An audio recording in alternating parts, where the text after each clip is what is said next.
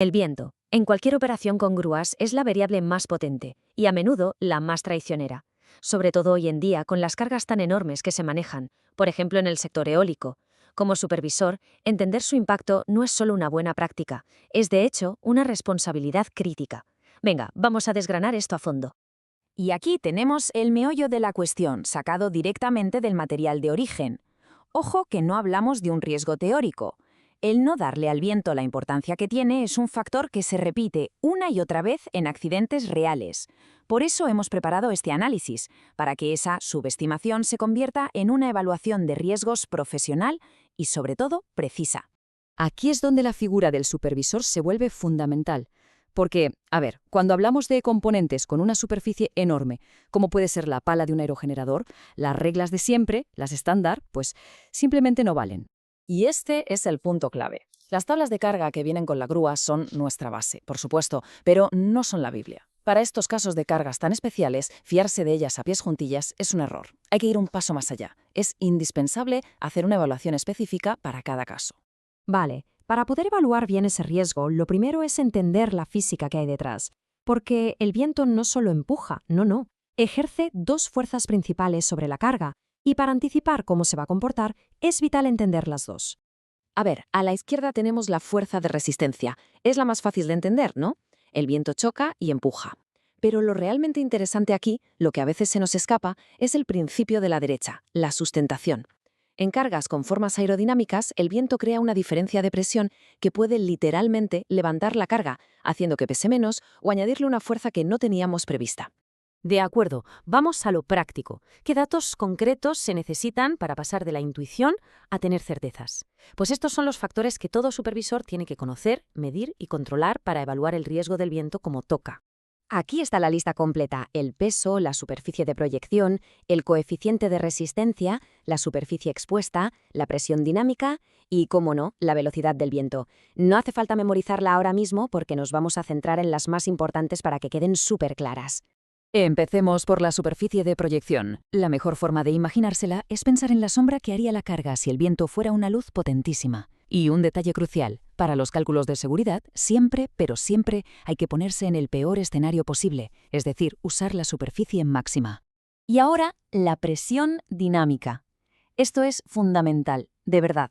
La relación entre la velocidad del viento y la fuerza que hace no es lineal, para nada. Fijaos bien, si la velocidad se duplica, la presión no se duplica, se cuadruplica. Esto explica por qué una brisa que parece inofensiva se puede convertir en una fuerza peligrosísima en un abrir y cerrar de ojos. Y esto nos lleva a uno de los peligros más sutiles, uno de esos que van a contrapié de la lógica. Uno podría pensar que el viento de cara es menos peligroso, pues puede ser todo lo contrario. Puede engañar al sistema de seguridad más importante de la grúa, el limitador de momento de carga, el famoso LMB. Esta tabla lo explica de maravilla.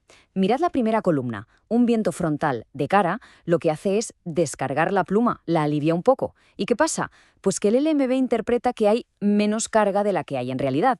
El resultado es nefasto. El sistema de seguridad saltará tarde, demasiado tarde, abriendo la puerta a una sobrecarga catastrófica. El viento trasero, en cambio, hace que salte antes por seguridad. Y el lateral, del lateral el sistema directamente no se entera. Entonces, si las tablas estándar no nos sirven para estas cargas especiales, ¿qué hacemos? La respuesta es sencilla: recalcular. Y esto no es una sugerencia, es un procedimiento de seguridad obligatorio, un cálculo que literalmente puede salvar vidas. La pregunta es retórica, sí, pero es que es la clave de todo. ¿En qué momento exacto tenemos que dejar de mirar la tabla y ponernos a calcular? Pues bueno, por suerte hay un número, un umbral muy claro que nos da esa respuesta. Y ya aquí lo tenemos, el número mágico 1,2 metros cuadrados por tonelada. Si la relación entre la superficie de la carga que da la cara al viento y su peso supera este valor, las tablas de carga estándar ya no valen. Es obligatorio, repito, obligatorio, hacer un nuevo cálculo. Y esta es la herramienta para hacerlo. Con esta fórmula podemos coger la velocidad máxima de viento que nos da la tabla estándar, la Vmax-tab, y ajustarla a las condiciones reales de nuestra carga gigante.